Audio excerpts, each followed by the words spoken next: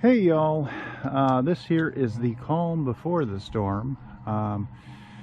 We're actually expecting sustained 35 knot winds tomorrow and gusts of up to 50 knots, so I'm just starting to prepare for that. Now the wind initially is going to be coming out of this direction here, which is not the worst direction, but it's still not a great direction. The solar panels in the back here are going to take a beating. I think it'll be a good test to see how sturdy this is, this new rear pulpit, because they are going to be catching quite a bit of wind. I did think about moving the boat around to the other side so we'd be facing the wind head on. But the slips on that side are very small, and the pilings are very small compared to this side, which has beefier pilings. So, for better or worse, I've decided to stay over on this side. The good thing is that wind, at least as of right now, is projected only for an hour or two out of this direction. And then we're going to shift slowly as the day goes on, and then eventually we're going to settle coming straight out of here, which is the best direction. There's a big stand of conifers over there that's very thick and offers really good wind protection. So it should only be a couple of hours of the strongest stuff, and thankfully it's during the day.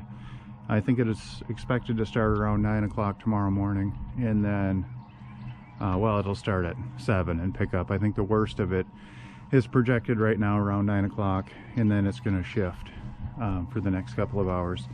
So what I've got here is I've got a couple of lines going to this piling here.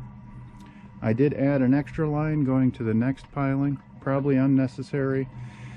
The thing that scares me about these pilings is this is an older marina, and you can see over here we've got some that have been damaged, I assume in earlier storms. So maybe I can run over here and you can see it a little better.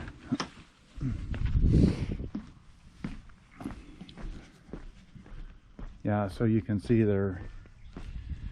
there's definitely some damage that has happened here before, and some of these pilings are just torn right apart. So that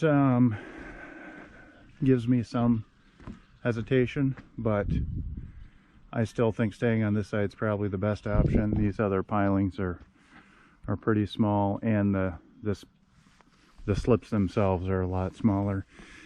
Now this boat here, if you look at, I don't know if you guys can see the the bottom of it, but it looks like this boat has been here for about 17 years, and given the lines and stuff, and it's still here, so that is a good thing.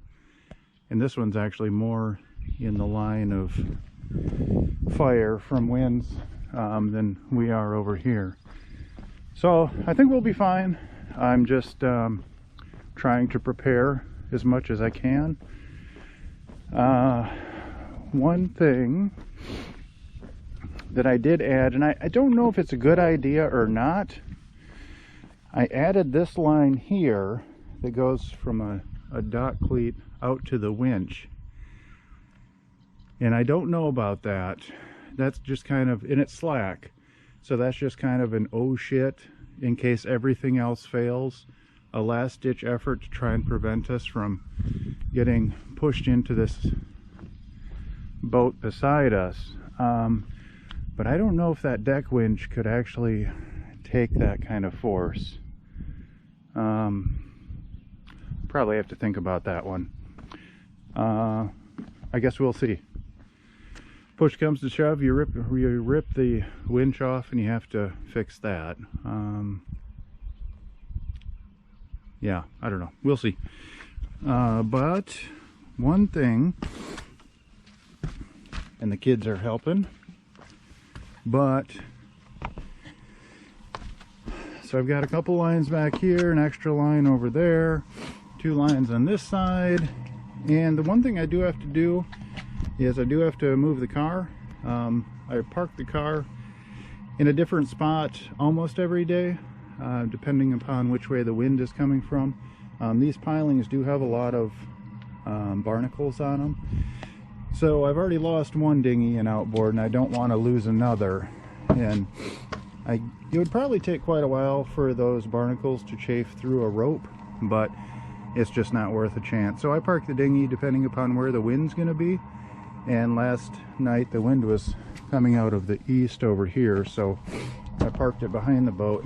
I think what I'm going to do, because the wind will be shifting, normally I would park the car over here on this side, but because the wind's going to shift out of this too, coming out of this direction, I think I'm actually going to park it on this side, and I'll have a line that goes back to the dock, so it's connected in 2 spots and it won't be slamming into the side of the boat for the little bit of time the wind is coming out of this direction. So I think I'll go ahead and get the car parked, and we should be in pretty good shape. Yeah, I guess there's really not a lot else I can do.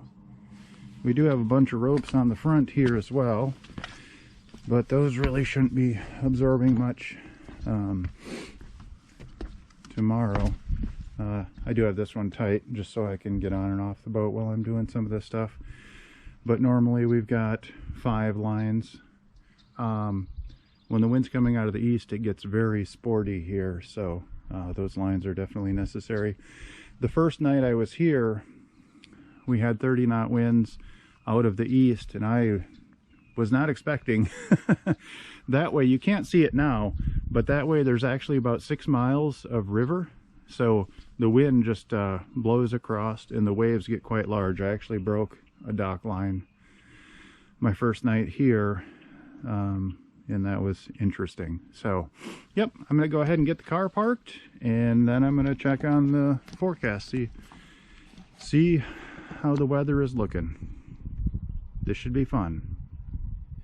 Hey y'all, this is the wind app I use. This is Predict Wind, and right now we're in the Blackbeard's Cove Marina, and here we've got our 2 different wind charts. These are just different algorithms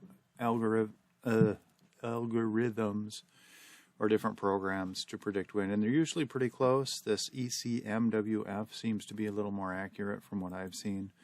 So if we zoom in closer to where we are, we're at this little dot right here, and here's the time right now. It's 14:40, and if we step this forward, we'll get a little bit of wind tonight, but not too bad. Here we're at midnight, and then it starts to pick up. So over here, this one is up to 11 knots already, and here we're still at 8. So they're pretty similar, and they typically are. This one here steps up to around 21 knots, and that's at 6 in the morning. Over here we're still at 13, so there's a little discrepancy there. And this one gets really, really red, so that's 26 knots. Over here we're at 16 knots. And then we start to get a little closer together. 19 knots around 8 o'clock in the morning, 22 knots. And here we have a discrepancy again. The wind is starting to shift here to a better direction from us, or for us. It's still 19 knots. Over here we've got 22 knots, but it is starting to decline. Actually over here it's increasing at 25 knots. So this is around 10 o'clock in the morning. And according to this chart, the wind has already shifted and dropped down to 15 knots. So they seem to kind of have a similar pattern, just one of them a little bit later than the other. And here, this on the ECMWF, it's starting to shift direction and taper off as well. So it looks like by 1 o'clock they're both back into agreement. We're still up around 17 knots, which is pretty, 14 over here, which is still quite a bit. But it's coming from a very protected direction, so that won't affect us very much here. It'll be windy, but you get a little bit of a pickup again, but still coming from the north. So that is good. And actually it seems to, this is a little stronger over there, 17 and 18. So here we're at 8 o'clock at night. And it looks like it's going to stay high wind, 17, 18 knots, 17 knots, pretty much through tomorrow night. It looks like it does start to drop down, 10 knots, 11 knots, 13 knots, starting on Sunday morning. So, and then it's going to taper back off, and Sunday looks to be pretty calm. So yeah, I mean, we've prepared as much as we can. It'll be interesting to see how the solar panels fare. And let's take a look at the wave map here real quick, just to see what kind of waves we might expect. Let's zoom back in. So 0.2 feet right now, that seems about right. The waves are starting to pick up a little bit. 0.3 feet wave height, not a big deal. Through the night, here we're at midnight, 0.3 feet, so pretty calm all night. And then we start picking up. Here's 5 in the morning. We've got a half a foot wave. And then by 7 o'clock, we're up to 1 foot. 8 o'clock, we're up to 1.3 feet. The wave period of 2.2 seconds, so they're coming in pretty quick. Oh, wow, and it jumps up to 2 feet at 10, so that's 2.5 second period. So that's going to get a little sporty. And here the wind is starting to shift around noon, and the wave height is dropping down. We're right next to shore, so that's not going to affect us much. And then it looks like it's tapering off.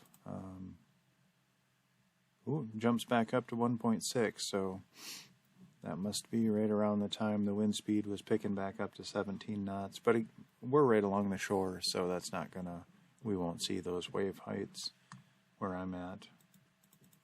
So it looks like if we get through, it could be starting as early as 5, as late as 7, when it starts to get real sporty, and it looks like it's going to last through till noon. If it starts earlier, if this Model X ends up being more correct, it could be over sooner than that. I'm just glad it'll be during the day so we can keep an eye on things. All right, well, we're going to get some sleep and get up early and try and see what's happening. Actually, there was some warnings too on our weather app. Let me just double check that. So yeah, we've got a wind advisory. It looks like it's going to be raining all night, and thunderstorms in the morning all the way through tomorrow as far as it's projected. So it's going to be an awesome, awesome day. But let's check out this advisory here. So, gale warning from 7 a.m. Saturday until 1 a.m. on Sunday. It is in the Palmico, Pungo, Neuse, and Bay Rivers. We're in Pungo Creek, so we're right next to Pungo River. Southwest winds 20 to 30 knots with gusts up to 40 knots, becoming northwest Saturday afternoon. Very rough waters expected. So, yeah, just avoid hazardous conditions. I think we've done about all we can do. And, you know, this is not like hurricane winds or anything. If we were at anchor, I would actually be a lot less nervous than I am. I just hate being tied up, especially with the shape that some of these pilings are in. So, yeah, all right. I guess, fingers crossed. Talk to you later. Bye-bye.